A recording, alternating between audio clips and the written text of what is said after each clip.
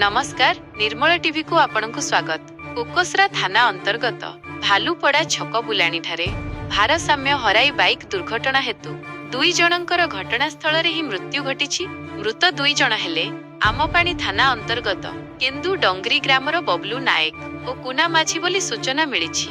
दुहे एक विवाह कार्य रे जोग देई गत विलंबित राति रे घर को फेरुथिबा बेले दुर्घटनार शिकार होइथिबा जणा पड़िछि। शनिवार सकाळु किछि स्थानीय लोके सकाळ भ्रमण आसीथिबा बेले देखिथिले।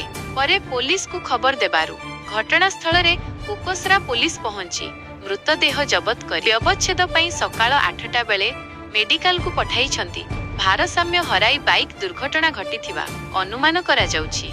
बाइक टी चुरमार होई पड़िछि। कोकोसरा थाना रे एक दुर्घटना जनित एक मामला रुजु करी तदंत जारी रहिथिबा पुलिस पक्षरु सूचना मिलिछि। ब्यूरो रिपोर्ट निर्मल टीवी।